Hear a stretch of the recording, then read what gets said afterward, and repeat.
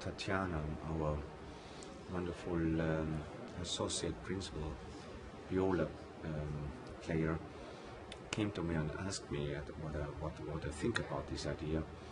I thought immediately, this has to have happened. This has to be made possible, and I was so thankful that our management was also supporting this idea. Because I think when you know what happened in Theresienstadt, or Terezin, what's called now, it can happen all the day. It can happen to every human, in every time period. And especially in Theresienstadt, we know there were fantastic composers coming from Czech, coming from Austria, who were brought to this camp, concentration camp. And it is very emotional for me, working as a conductor, working as a music director, in the same field as these composers who were prisoned there have worked also. And my first instinct said, and this is how I left then Terezin, it can happen to me also. I was not born in that time, but it can happen to me also.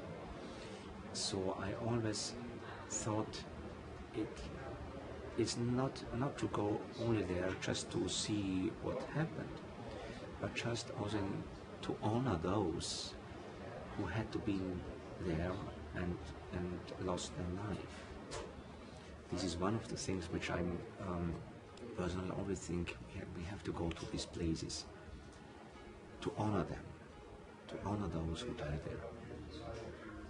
And the second thought was always, which comes to my mind, is how can we prevent that these things are going to happen?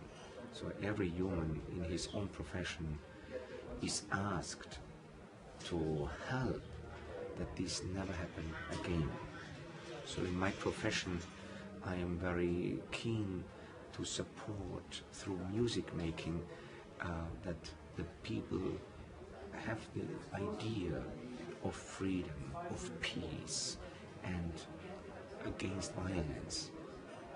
Even if you conduct a piece or we play together a piece which might have as a subject death or violence, but it illustrates always what a peaceful music can bring you to another atmosphere, to another highs. And so it was somehow for me yesterday to be there also a call for myself to do more and continue to do more in that purpose. So that's one of the reasons also, by the way, why I'm so keen to support our Music for Spirit project in Pittsburgh. It's exactly this idea to bring this together. And by the way, we have also performed pieces from these composers in Pittsburgh, in the East Liberty Church. So I was very glad. I was very emotional in that moment when I saw what happened. And it is always a difference when you